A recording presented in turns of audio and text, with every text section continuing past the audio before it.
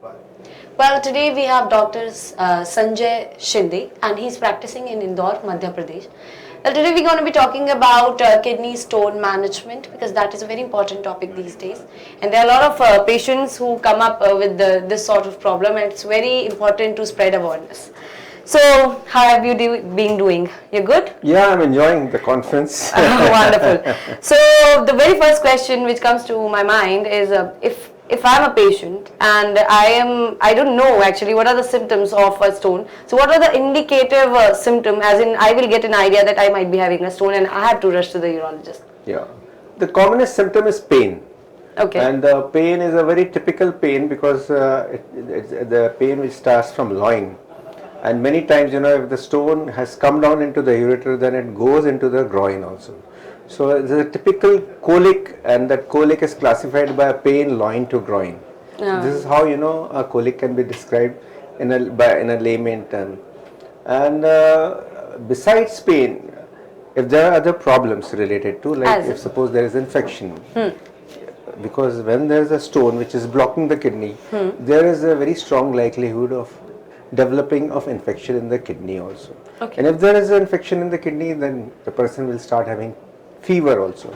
And many times the fever is very high grade with chills and rigors, and the patient is brought to the emergency in a critical state. Many times it happens that the patient is brought in critical state.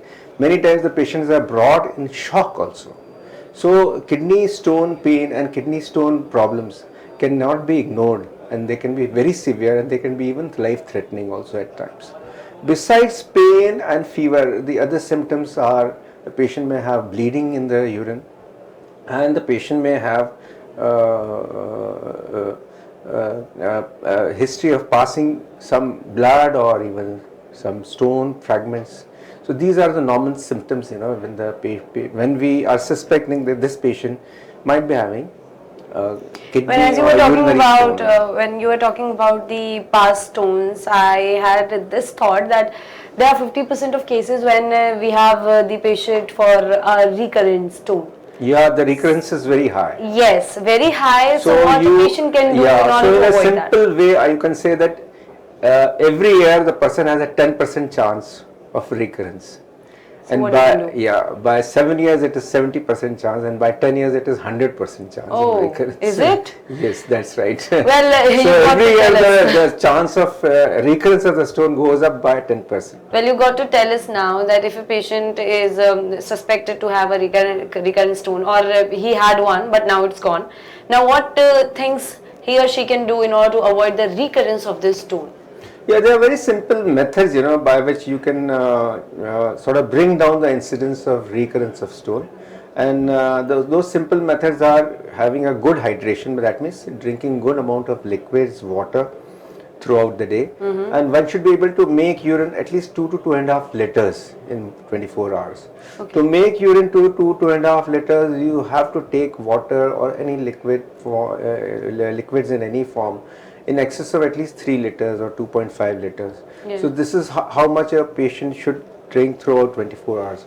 Now, many people, if we tell them that you drink about 2.5 liters, what they will do is they'll get up and drink about 1.5 liters. Throughout the day, they won't drink anything, and maybe by evening they'll drink another, say, half a liter Binge or drinking, so. And they'll say, we have been drinking 2 liters, 2.5 liters, but no, that is not so.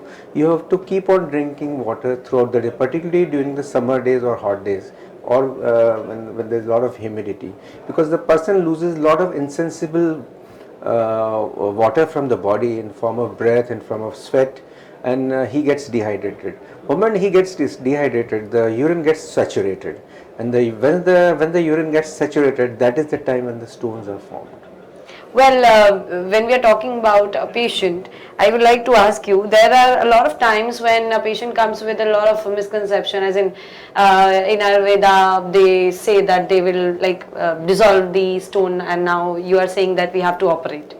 So there are a lot of myths and misconceptions. So That's I right, would that's request you to break any of them. There are certain kinds of stone, not many. There are just certain kind of stones which can dissolve. Yes. By alteration of the pH of the urine. Okay. So if the pH of the urine is altered, means that the pH is made alkaline, then many of the stones can dissolve. And particularly there are some agents which help in dissolving the stone, like citrate. Potassium citrate is one way by which you can dissolve stones, particularly uric acid stones. So not all stones can dissolve, but few stones can dissolve. Is it applicable to all these stones? No, no. No, it's Or not applicable to all stones. It depends on the size. Only, no, it's applicable to only the type of stone. The type of the stone. constituency of that stone. The stones are of different types. Yeah, There are oxalate of course. stones, phosphate stone, calcium containing stones, uric acid stone, Yes. xanthine stone. There are so many So kinds it of depends stones. on the stone So it if it will depends upon dissolve. the characteristic, the formation of the stone only. But which type of stone is that? Well, we already got a lot of information by Dr. Sanjay Shinde, and thank you so much, sir, for being Thank here. you so much. We're very glad to have you with us. Pleasure was with me. Thank you, sir.